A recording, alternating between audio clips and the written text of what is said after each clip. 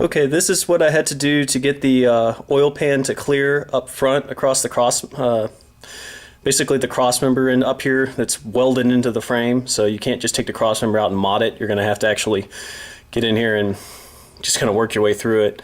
It's hard to see, but if you see up here, you can actually see the line where the plate was welded to the pan.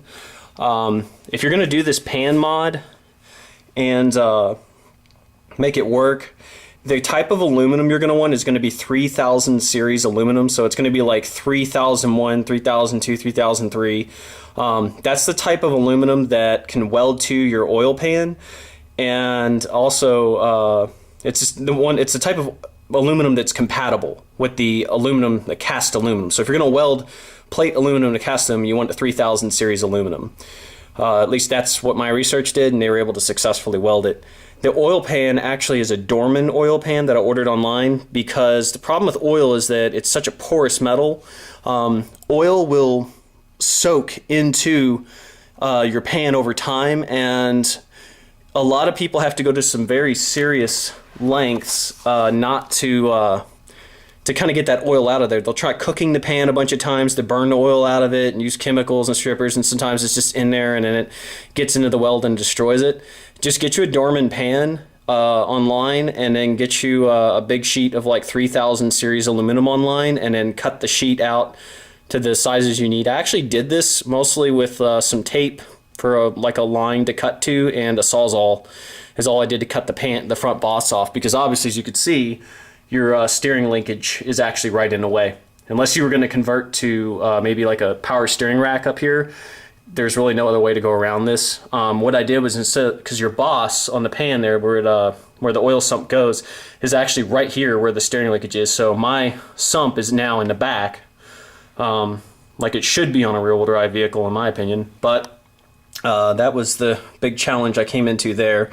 I'm not sure if you could see it. Let me move the light here. The mounts are all kind of back up in there. There's an engine mount on the side. I used a hot rod style mount, and then I don't know if that's any good here. Let me see if I can move that to a better position. But yeah, that's kind of where the mount goes there. The starter's back in there, and then your alternator's up there. That bracket that the alternator is sitting on, an alternator power steering pump, came from a I believe it's like a 2010 or 2011 and an up Buick Regal with the 2.4 in it. This bracket actually comes with that vehicle, so I needed it to get my power steering pump high enough. Otherwise, because the Solstice power steering pump actually sits right over here on the other side on the funky bracket, and it's a smaller Toyo Da pump, much like a lot of your stuff there. So it's not a GM Type 2 pump. And my big concern is that it wasn't going to be able to run the power steering gearbox. So I did away with that, and that's also why I have a two belt pulley, is because it has a little small belt that runs all the way over here with a tensioner. And of course, yes, it will contact the frame. It's a lot like when you're doing an LS1 conversion into one of these trucks, and you want like a lower AC compressor. If you're going to run it down low, then you need to cut and channel the frame a little bit and get it to clear. So that would be the obstacle you're going to come into there if you're going to try and run that power steering pump.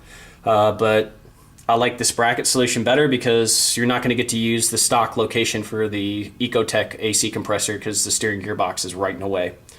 My other mount, which is back over here, is actually just a modified small block Chevy clamshell mount kit that I bought online. I just made a bracket and lined the engine up where I needed it and welded it all together. That took care of that.